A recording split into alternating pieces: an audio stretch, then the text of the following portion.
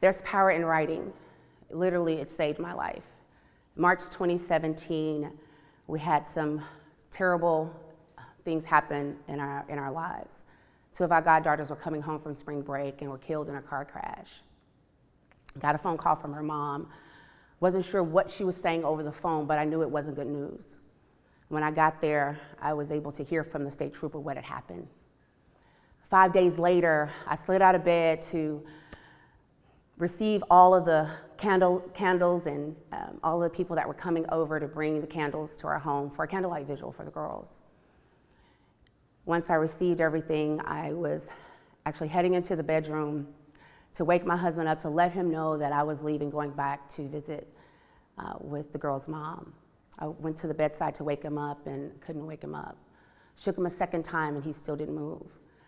At that point, I knew something was wrong. I wasn't sure what, and I ran across the street to my neighbor to get her to come and help me. And I remember standing in the corridor, looking, and she looked up at me and she said, "Twyler, he's gone." And I thought for a minute, gone? Gone where? No, he's right there. And at that moment, I didn't quite understand what was happening. Maybe I blanked out. But the same phone call I got from the girl's mom was the exact call that she got from me. I wasn't sure what it all meant, but I knew that 3 people that I loved so dearly were gone in a matter of 5 days apart. Understanding the grief, the pain, and all that went with that, there was a message, and I wasn't sure what that message was.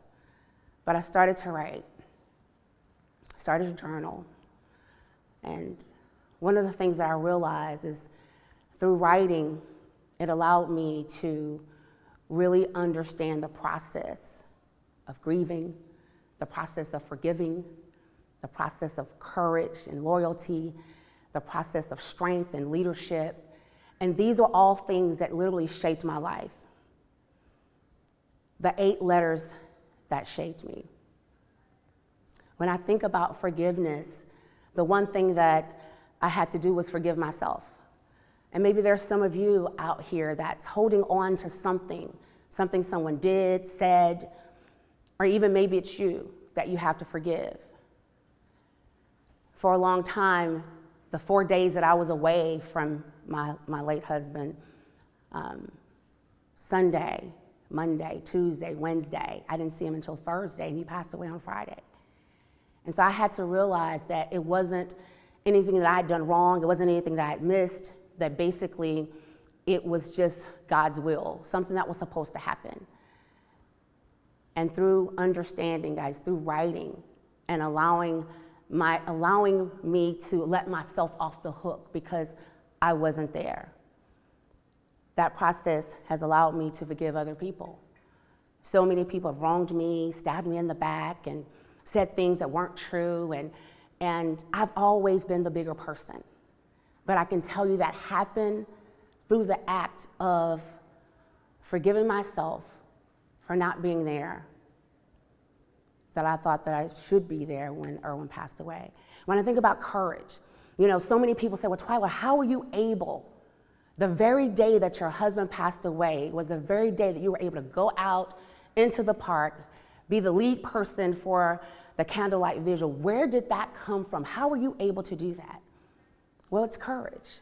And I can tell you, I got courage through my grandmother. She was someone who worked in the fields, pulled cotton, hauled hay, was someone who was a recipient of domestic violence and racism. And I watched her be courageous and walk through that process. And that's how I was able to just pull deep and just have courage and be able to move through my life. When I think about kindness, one of the things that when I felt bad, when I was grieving, when I didn't want to get out of bed, I thought about who can I go and help? How can I do a random act of kindness? What can I do for someone else? And those things allowed me to get up and go out and be kind to someone. And so what I've done in my life is I don't let a day close without a good deed. Good deeds are, to me, the key to your peace, to your happiness, because what you find is what you're going through, there's always someone that's going through something a whole lot more. So be kind. Get on the elevator, say hello. You know, oftentimes I get on the elevator and it's like, hey, how y'all doing? Where y'all from? And people are so taken back because they're accustomed to people getting on, turning around, pressing the button and saying nothing. But sometimes your kindness can be the only kindness that someone will see. Let's talk about leadership. Leadership is not just in your business or your company, you know, or your team or whatever it is that you are a part of. Leadership is everything. You know, I've always heard the spirit of the leader is the spirit of the pack. I'll show you a good leader, then we'll show you a great organization. Ladies and gentlemen, when my husband passed away, the girls passed away, my son was 17. And they were his best friend. He's an only child. But I watched him sit on the front row the next day after his dad passed, with his arms around the mother and the grandmother, like a big boy. But all through life, he watched his father, his mother show leadership. He watched us build teams and build organizations across the world. He listened to the phone calls that we made and how we helped people to grow. So it wasn't on him, ladies and gentlemen, it was in him. And so leadership is not taught, it's caught.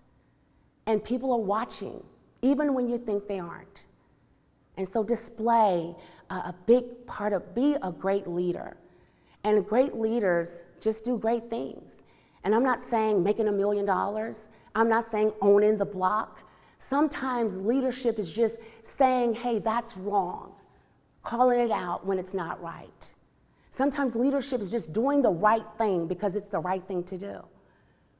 And so I believe in this season that we're in right now, it's a calling for more leaders. It's a calling for people to step up and step out and just not be a part of the crowd.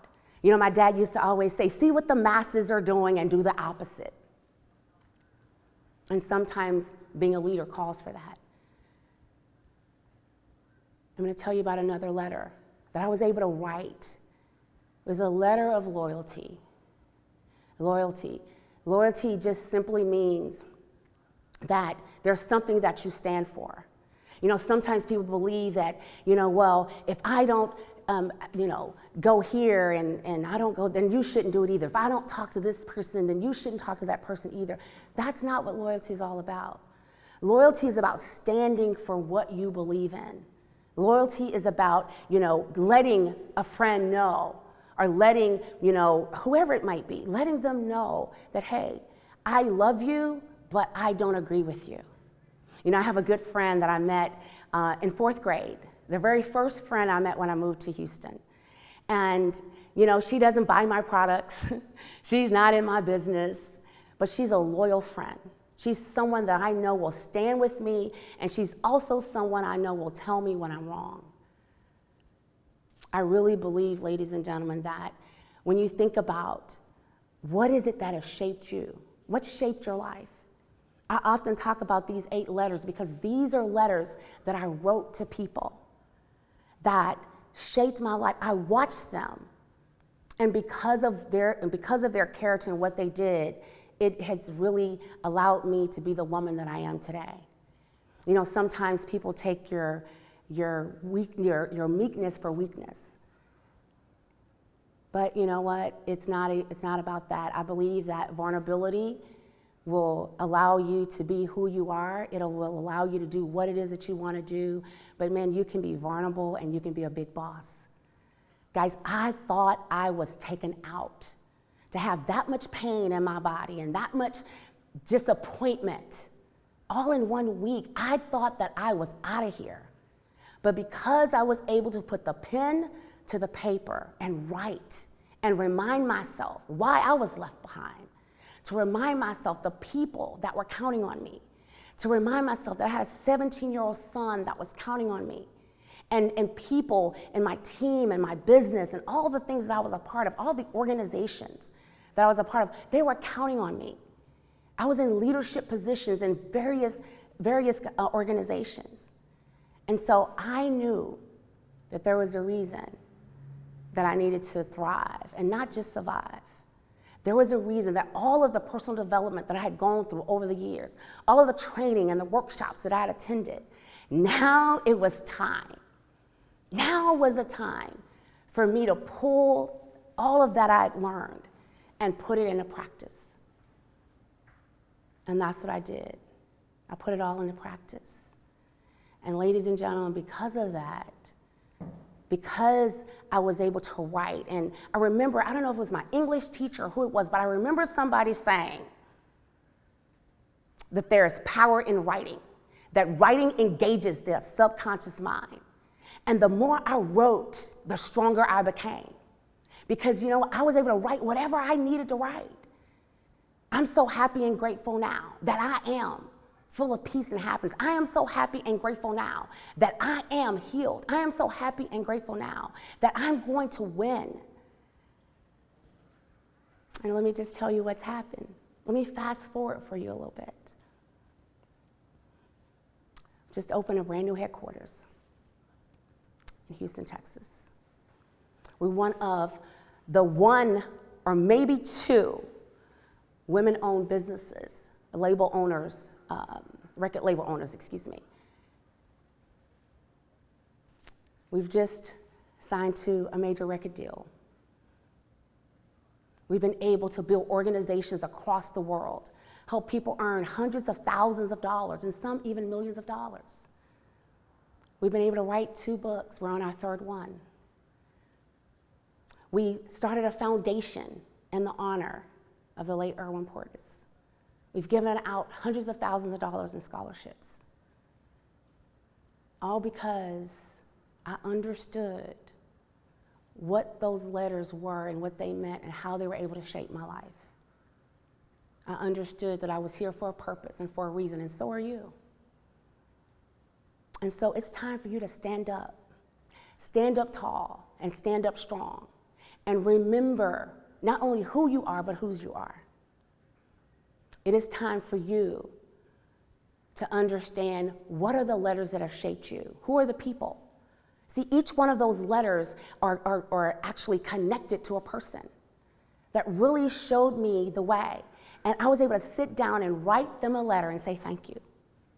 Not once they pass away and I'm standing at the mic for the 5 or the 2 minutes. No, they got their flowers right now. I want to encourage you to do the same thing. Allow someone to get their flowers now. So I'm so encouraged. I'm so excited for you. I'm excited for your journey, and I'm excited for all of the success that you're going to achieve. So thank you so much for watching. God bless you. God bless your families, and we'll see you at the top.